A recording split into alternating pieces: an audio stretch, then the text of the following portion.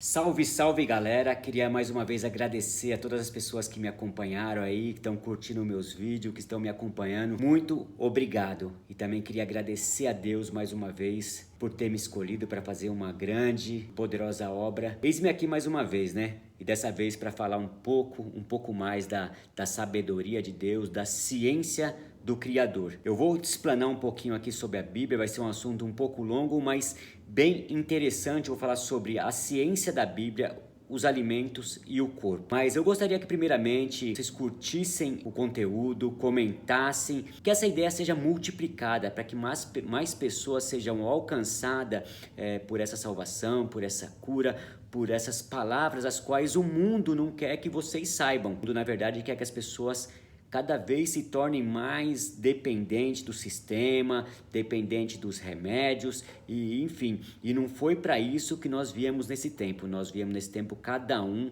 para cumprir um propósito. Então eu estou aqui com o livro aberto aqui e vou começar a explanar. Eu vou começar aqui em Gênesis, onde pela palavra, pela simples palavra, Deus criou todas as coisas e assim eu creio, tá? Então ele fala um pouquinho como nós deveríamos começar, com que nós deveríamos viver, como nós deveríamos viver. Então aqui em Gênesis 1:29, e disse Deus ainda: eis que vos tenho dado todas as árvores que dão semente e se acham na superfície de toda a terra, e todas as árvores em que dão fruto e dê semente, e isso será para mantimentos. Deus aqui ele está ensinando que nós deveríamos comer as plantas, né? As plantas que vêm da terra e os frutos que vêm das árvores, que tenham sementes. E em Deuteronômio ele diz que as sementes não poderiam ser transgênicas, transformadas, modificadas, adulteradas. Ele deveria ser cada semente com as suas características. Então, aqui deixa bem evidente e claro que, na verdade, o começo dos tempos deveria para nós deveríamos ser veganos e vegetarianos, né?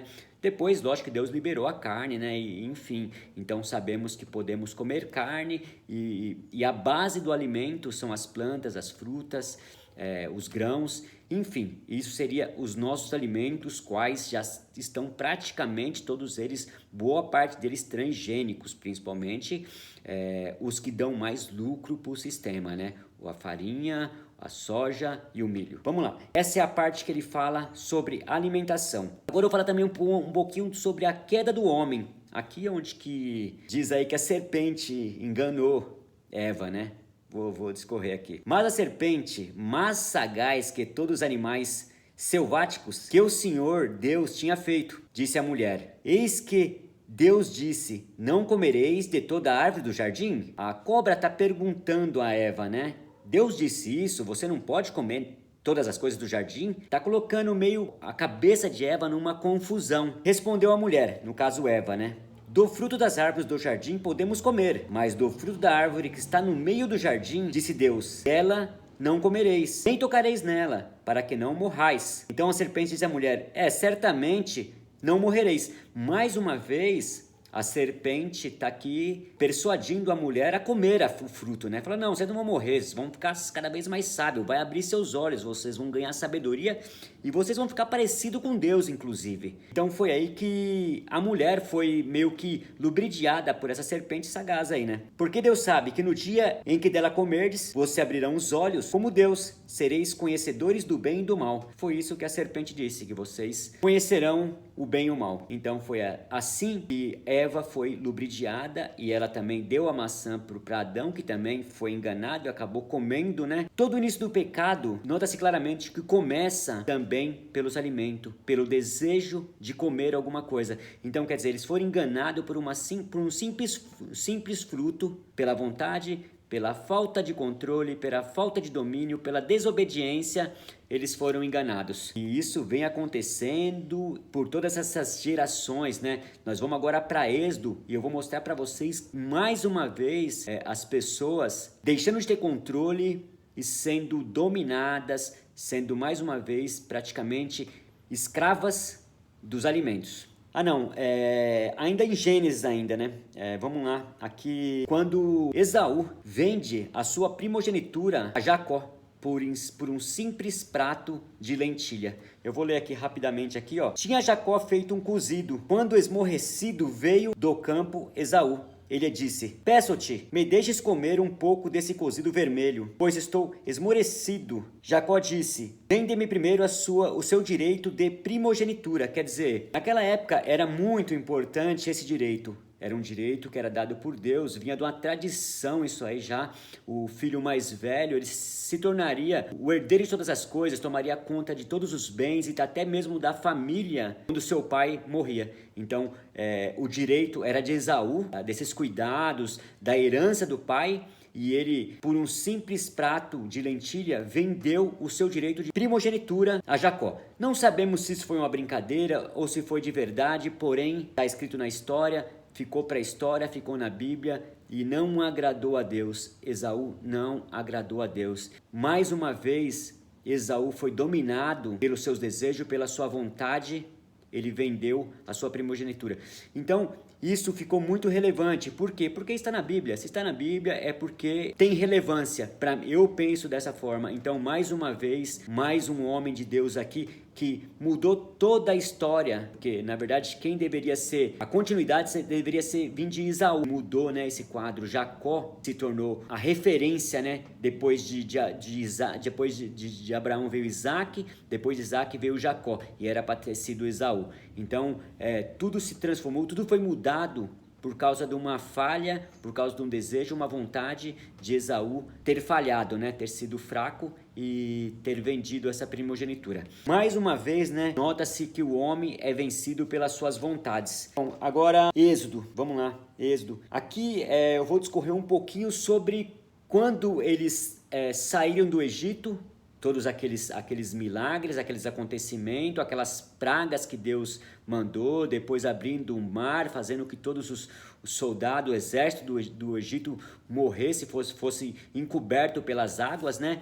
E eles já estavam aqui nas primeiras semanas no deserto. E justamente nas primeiras semanas eles já murmuraram. Eu vou discorrer um pouquinho aqui. Eu vou falar sobre um trecho aqui que ele diz antes aqui. Provavelmente Deus disse isso aqui a Moisés, né? E disse: se ouvires atento a voz do Senhor, teu Deus, e fizeres o que é reto diante dos teus olhos, e deres ouvido aos seus mandamentos, e guardares todos os seus estatutos, nenhuma enfermidade virá sobre ti, das que enviei sobre os egípcios, pois eu sou o Senhor que te sara. Antes deles entrarem no deserto, Deus fez essa promessa para eles, que cuidaria deles, que não deixaria que eles ficassem doentes, até mesmo porque eles estariam atravessando um deserto. Não tem meios nenhum. Seria muito difícil, então Deus teria que cuidar deles ali mesmo. Não tem como eles passarem pelo deserto, qualquer doença poderia matar essas pessoas. Então essa foi a promessa que Deus deixou para eles antes deles começarem a trajetória pelo deserto. E agora vamos lá, aqui no 16, né? No 16 já é o versículo 3. Disseram-lhes os filhos de Israel: quem nos dera tivéssemos morrido pela mão do Senhor na terra do Egito, quando estávamos sentados junto às panelas de carne e comíamos pão a fartar, pois nos trouxestes a esse deserto para matardes de fome a toda essa multidão. Nas primeiras semanas eles já estavam reclamando aqui, e eles já estavam relembrando do deserto. Lá nós tínhamos panelas de carne ao nosso lado, comíamos quanto nós quiséssemos.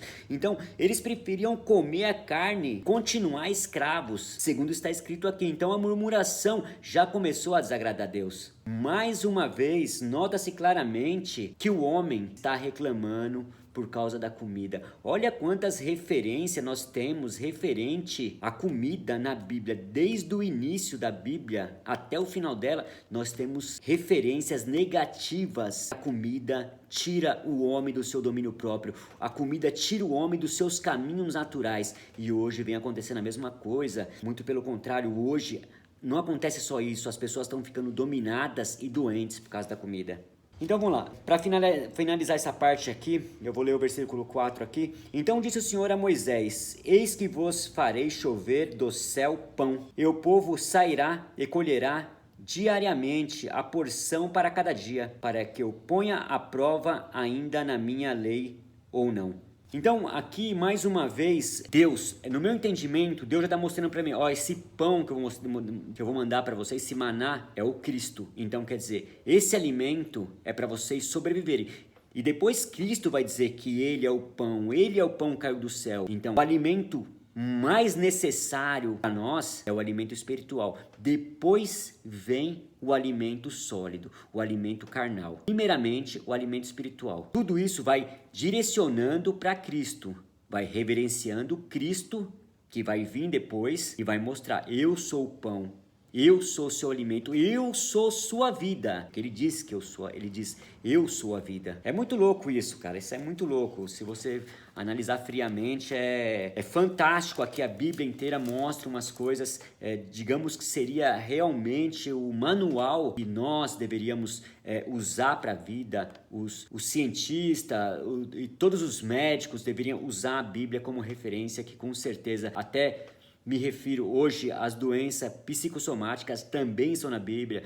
Paulo, ele discorre sobre um membro sofrer porque o outro sofre. Então, se qualquer parte do corpo tem um sofrimento, vai causar sofrimento no corpo inteiro. E hoje a ciência chama isso de doenças psicossomáticas. São uma soma de doenças. Existem diversos tipos de explicações diferentes, direcionamento diferente, pessoas que pensam de uma forma, pessoas que pensam de outra, mas é exatamente isso. Quando sofre uma parte do corpo, todo o corpo sofre, até mesmo a mente, a alma e o espírito. Bom, aqui em Números, talvez seja a parte... Bom, vamos lá. Mais uma parte referente à murmuração. Em Números 11, né? Versículo 4. E o populacho que estava no meio deles veio a ter grande desejo das comidas dos egípcios, pelo que os filhos de Israel tornaram a chorar e também disseram: quem nos dará carne a comer? É engraçado, né? Porque aqui esse populacho era um povo que estava no meio do povo de Israel,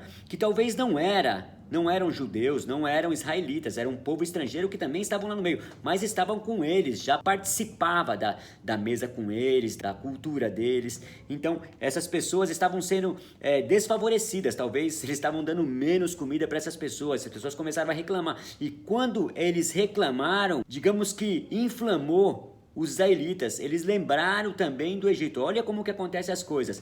Eles reclamaram que eles estavam recebendo pouco alimento. Os israelitas se lembraram da época que eles tinham comida em fartura. E eles começaram a chorar, literalmente. A Bíblia diz que eles choravam porque eles lembravam das carnes que eles comiam. Então, por mais uma vez, a murmuração, a discórdia, existia uma rivalidade ali, meio que uma contenda entre eles por causa da comida, que além deles eles não estar distribuindo a comida de forma correta, segundo diz a Escritura, eles também se sentiram magoados, com desejo de comer aquelas carnes que eles comiam naquela época, quando eles estavam no Egito. Então, mais uma vez, eles queriam voltar à escravidão, porque lá tinha carne, lá tinha comida.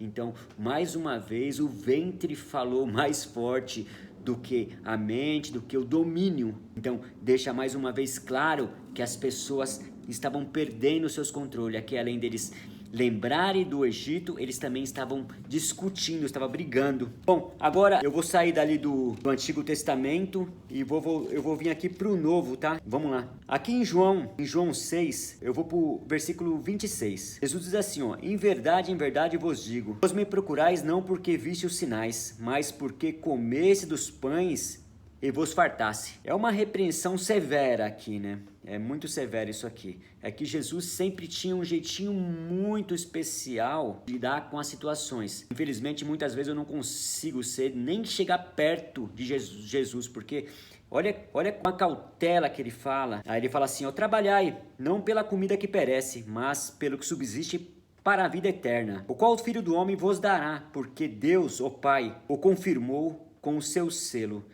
É muito louco esse versículo, né? As pessoas, na multiplicação dos pães, uma delas que Jesus fez, as pessoas comeram e se fartaram daqueles pães. E depois, no outro dia, eles estavam atrás de Jesus para comer mais. Então, eles queriam só comer, não queriam saber o que Jesus tinha para pregar. E o que eles queriam era alimentar seu ventre. Eles queriam comer. Por isso que Jesus, ele diz assim, ó: em verdade digo que procurais não porque viste sinais, mas porque comeste dos pães e vos fartasse. Aí no versículo 32 ele diz assim, ó: deu-lhe de comer do pão do céu. Replicou-lhe Jesus: em verdade vos digo, não foi Moisés quem vos deu o pão do céu. O verdadeiro pão do céu é meu Pai quem vos dá. Porque o pão de Deus é o que desce do céu e dá a vida ao mundo. Ele está praticamente se referindo a ele mesmo aqui. Ele está dizendo, eu sou o pão do céu, eu que desci para dar para vocês a vida, sou eu que vou alimentar vocês, e não esse pão aí que esse povo comeu no deserto, mas morreu tudo, todas essas pessoas morreram, eu sou o pão. Aquilo ali que estava acontecendo no deserto foi para reverenciar o Cristo que sou eu hoje, que vim trazer para vocês o alimento e a vida. E aqui também no versículo 47... É Cristo dizendo ainda, em verdade vos digo, quem crê em mim tem a vida eterna. Eu sou o pão da vida. Vossos pais comeram o maná no deserto e morreram. Este é o pão que desce do céu, para que todo o que dele comer não pereça. Eu sou o pão vivo que desceu do céu. Se alguém dele comer, viverá eternamente. E o pão que eu darei pela vida do mundo é a minha carne. Jesus aqui deixa bem claro que ele é o alimento, ele é a vida e ele é o pão. Foi ele que desceu do céu para nos trazer alimento e a vida. Então, nós não podemos viver sem esse alimento, só que é o alimento espiritual. É muito claro isso aqui. Eu sou o pão vivo que desceu do céu. Se alguém dele comer, viverá eternamente. Jesus aqui ele revela a sua natureza divina de ser Deus. Falar assim, ó, você só vive essa vida se eu estiver em você. Você só consegue ter vida se eu viver em você e se você viver em mim. Se você se alimentar de mim. Então quer dizer, o alimento que nós precisamos é Cristo. O resto é palhoça, o resto é resto. Nós deveremos comer para repor as nossas energias, segundo está em Eclesiastes. Mas o alimento verdadeiro, o alimento que o corpo precisa é alimento espiritual. Bom, essa aqui eu vou passar bem rapidamente, é só para dizer, tem mais conteúdo sobre o alimento, dizendo os males que o alimento vem causando desde o início da Bíblia. Eu vou aqui em Atos, versículo 6, né? Ora, naqueles dias multiplicando o seu número dos discípulos, houve murmuração dos helenitas contra os hebreus, porque as viúvas deles estavam sendo esquecidas nas distribuições diárias. Mesma coisa que aconteceu ali em Números, aqueles estrangeiros estavam reclamando que estavam sendo desfavorecidos, aconteceu aqui na primeira década, né? Após a morte de Cristo. Os primeiros cristãos estavam se organizando para implantar as igrejas. No começo já teve essa murmuração referente ao alimento, às distribuições. As pessoas estavam sendo esquecidas porque faltava alimento a elas. E houve uma murmuração aqui entre eles. Então, mais uma vez, tem uma referência aqui que diz a falta de controle, a falta de domínio por causa da comida. Bom, e aqui em Romanos também, em Romanos 14, ele fala um trecho que eu não vou ler totalmente aqui o versículo, mas ele fala só referente aos débeis na fé, ele fala referente a pessoas que comiam de tudo e outras que não comiam porque achava que era alimento oferecido a ídolos. Enfim, eles tinham uma discussão dentro da igreja referente a isso, referente à comida. Eu não como carne de porco porque Deus disse que não pode. E o outro fala, eu como, para mim tanto faz, Cristo abençoou, então pode comer. Então existia uma discussão referente a esse assunto. O apóstolo Paulo, sempre sábio, né, nessas decisões, ele sempre tinha a ciência, né, do conhecimento, tanto que ele teve uma revelação de Cristo, né, e até mesmo que ele foi doutrinado, e era um cara que era culto, ele falava vários idiomas, então ele tinha um poder de juiz ali entre as igrejas, entre os líderes ali, então ele sempre tentava resolver esses problemas. Eu vou ler aqui o versículo 17 aqui. Porque o reino de Deus não é comida nem bebida, mas justiça, paz, alegria no Espírito Santo. Então ele fala assim, se você come, coma você, não precisa falar pra ninguém, não precisa ficar falando que você come. O outro que não come também, não come, não quiser comer, não come. Se você acha que te faz mal, não coma. Então é mais ou menos isso, é para parar aquela discussão sobre o que devemos comer e o que não devemos comer. Mas aqui, ó, no versículo 22 ele diz assim, a fé que tens, tenha para ti mesmo perante Deus. Bem-aventurado é aquele que não se condena naquilo que aprova. Mas aquele que tem dúvida é condenado se comer, porque o que faz não provém de fé, e tudo que não provém de fé é pecado. Então ele diz assim, se você come, você acha que o que você está comendo ou bebendo ali vai te fazer bem, você acha que é bom para você aquilo ali, aquilo não vai te deixar, não vai te causar nenhum problema pro seu corpo, então coma. Agora, se você está comendo ou bebendo alguma coisa que você sabe que está prejudicando você de alguma forma, você não deveria comer, porque senão é pecado. Até mesmo porque o nosso corpo é o templo do Espírito Santo. Para finalizar, mais uma vez, eu vou aqui em Mateus 4, né? A seguir, Jesus foi levado pelo Espírito ao deserto para ser tentado pelo diabo.